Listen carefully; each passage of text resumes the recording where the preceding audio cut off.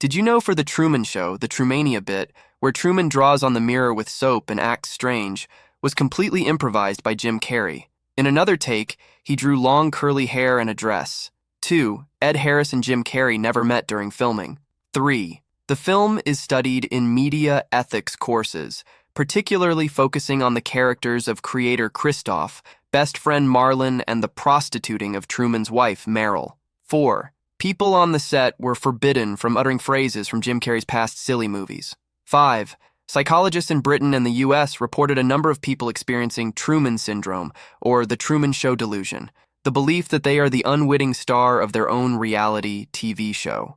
Reportedly, many afflicted specifically mentioned the film in therapy. More recently, on September 16, 2013, the detailed account of one Ohio student who suffered for years from the Truman Show delusion was documented in the New Yorker magazine article Unreality Star by Andrew Marantz. 6. Samuel L. Jackson turned down the role of Truman Burbank. Robin Williams was also considered to star as Truman Burbank. Did you know that for Monty Python and the Holy Grail funds earned by Pink Floyd's album The Dark Side of the Moon went towards funding this movie? The band were such fans of the show, they would halt recording sessions just to watch Monty Python's Flying Circus. 2. During one of the first screenings of this movie in front of a live audience, co-writer and co-director Terry Jones noticed that when music was played during the jokes, there was a marked reduction of laughter from the audience. He went back and edited the music out whenever a punchline was delivered. At subsequent screenings, he noticed a dramatic increase in the audience's positive reactions to the jokes. From that point on, whenever he directed, he remembered to stop the music for the funny parts. 3.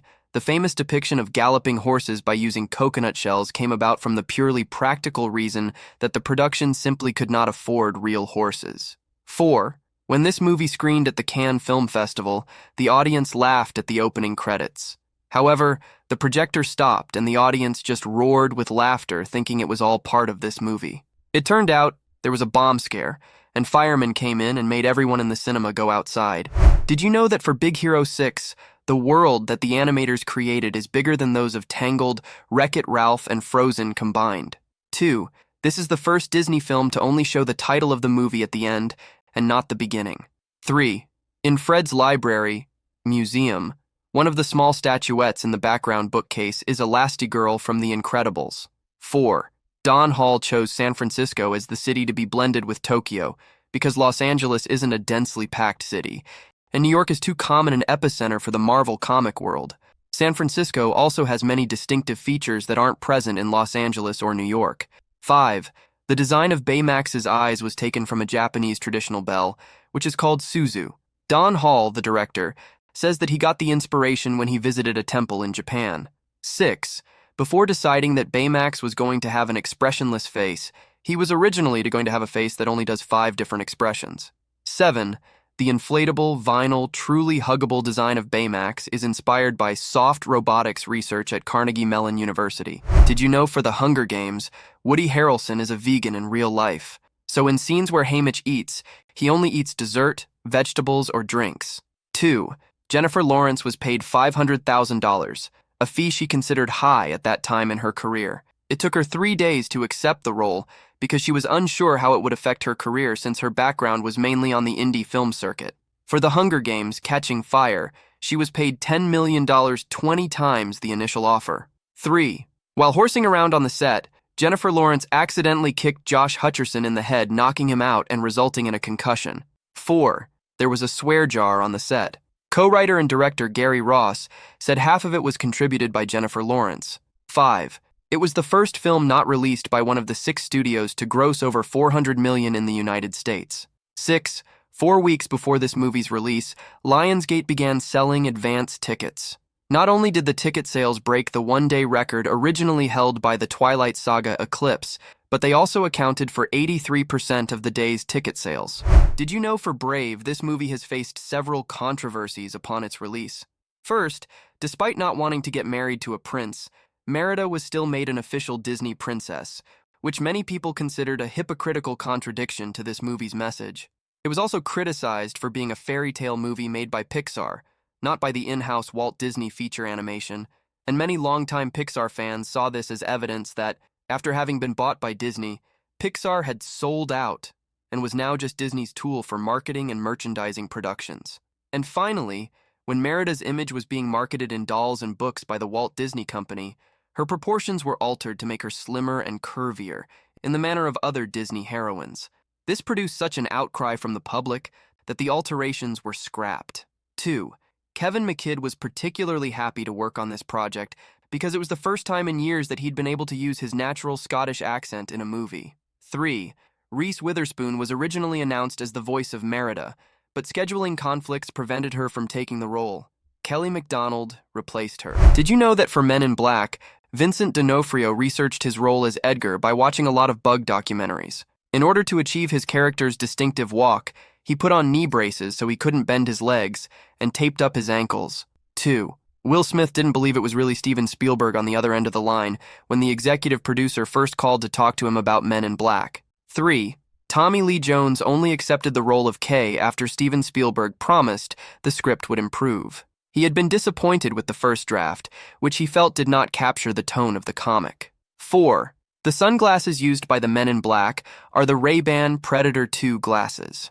After the film's release, Ray-Ban reported that sales of these glasses tripled from $1.6 million to $5 million. 5. Will Smith improvised the line, "It just be raining black people in New York." 6.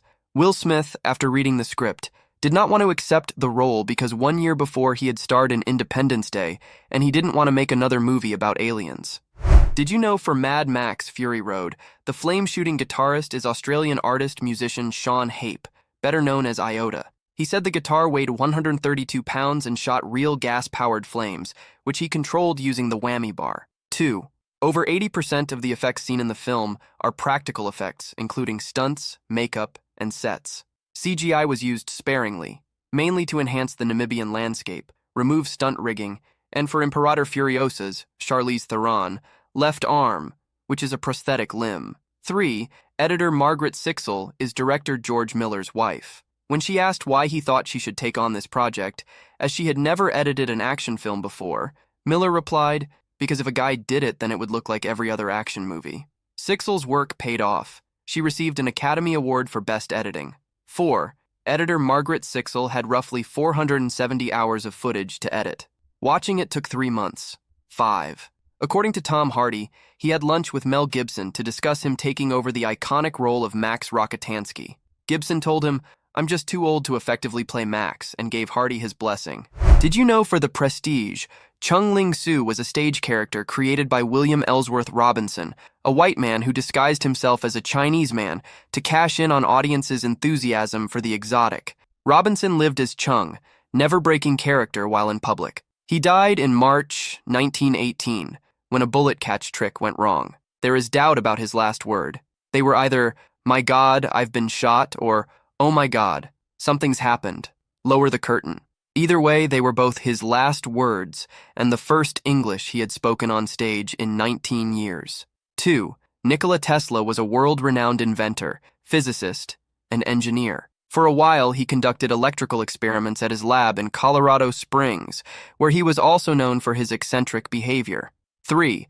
Ricky Jay, who played a magician in this movie, coached Hugh Jackman and Christian Bale in their sleight-of-hand techniques.